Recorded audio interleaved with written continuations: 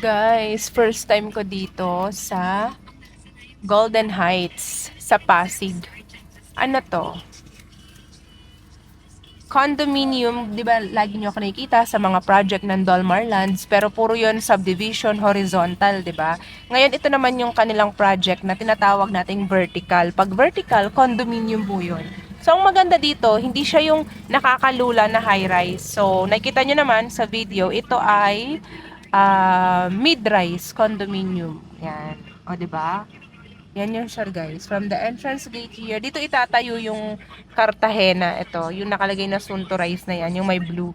Dito siya. So, from the entrance gate, ayan lang siya kaagad. Yan. So, parking muna tayo dito guys. Kasi Cartagena. Yun yung pre-selling natin.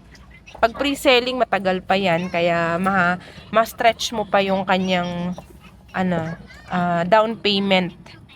0% interest sa mahabang panahon. Kaya very good na investment din, 'di ba? Mag-tripping tayo ngayon, guys. Mag-vlog update muna ako para sa inyong lahat. Hello, guys. Ayan oh. Let's go and check out Golden Heights by Dolmar Land Condominium in Pasig City.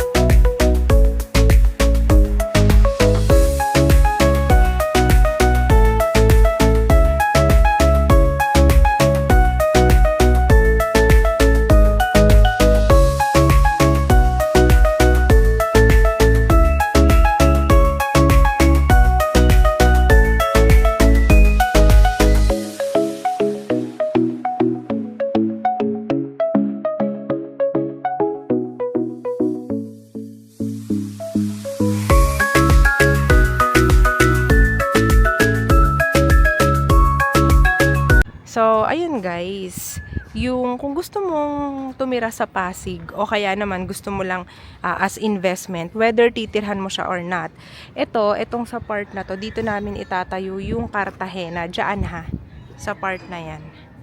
So, ito guys, ganito siya dito. Ito si Cartagena. Yan. Just want to let you know guys na meron tayong 1 bedroom at 2 bedrooms na available dito.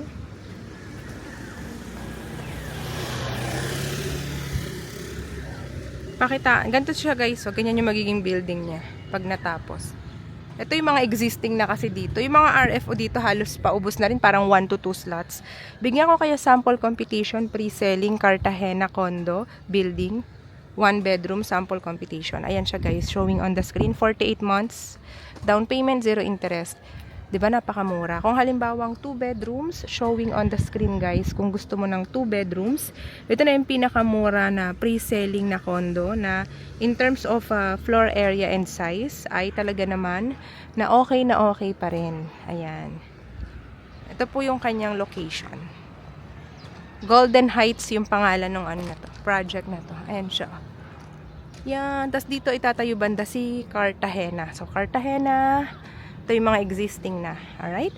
So guys, if you have any questions, bawal po mag-walk-in dito. All you have to do is to contact me directly sa aking Viber WhatsApp number. Showing on the screen guys, always. Yan. Kontakin nyo lang ako guys. Kung gamit mo ay messenger, ayan yung aking messenger showing on the screen. Yan. So, dito ka na ba? Lilipat sa Pasig? Kontakin nyo lang ako guys. This is Nicole. Thank you guys for watching and have a nice day.